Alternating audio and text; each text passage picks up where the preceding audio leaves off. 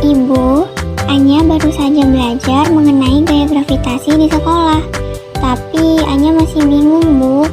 Apa Ibu bisa menjelaskan bagaimana gaya gravitasi itu secara sederhana? Tentu nak, jadi seperti ini. Di dalam kehidupan sehari-hari, semua benda berada tetap pada permukaan bumi karena adanya gravitasi. Coba deh Anya bayangin, jika tidak ada gravitasi, gimana caranya kita bisa jalan? Lalu, gimana caranya kita bisa duduk dengan tenang sambil menikmati makanan? Oh iya, Anya sudah tahu belum cerita gaya gravitasi oleh Isaac Newton? Anya pernah dengar, Bu, kalau gaya gravitasi itu bermula dari Isaac Newton yang sedang duduk di bawah pohon. Dan tiba-tiba apel terjatuh dari pohon tersebut. Apa benar, Bu? Ketika Isaac Newton yang lagi duduk, lalu tiba-tiba apel terjatuh, itu tidak sepenuhnya tepat ya nak. Jadi, waktu itu Newton sedang berpikir, kenapa apel jatuh ke bumi, tetapi bintang tidak jatuh ke bumi? Apa yang bisa dibandingin antara apel dan bintang?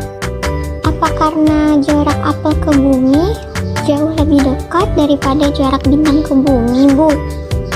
Betul sekali nak, apel bisa jatuh ke bumi karena adanya gaya gravitasi antara bumi dengan apel itu. Lalu Bu, apakah antara bumi dengan bintang tidak ada gaya gravitasi? Tentu ada nak, namun sangat kecil karena jarak bintang ke bumi sangatlah jauh. Nah, dari pengamatan ini Isaac Newton menyimpulkan kalau misalnya gaya gravitasi antara dua buah benda berbanding terbalik dengan jarak antara benda tersebut kuadrat. Oh, begitu ya, Bu. Jadi, jika jaraknya semakin jauh, maka gaya gravitasinya semakin kecil ya, Bu. Dan apa hanya jarak, Bu, yang mempengaruhi gravitasi? Jadi begini nak, jika jarak antara apel dan permukaan bumi sama dengan jarak antara Anya dan apel, maka apel akan tertarik ke permukaan bumi. Kenapa tertarik ke permukaan bumi, Bu? Padahal jaraknya kan sama. Iya nak, karena ada pengaruh lain yaitu massa. Massa antara benda yang berinteraksi.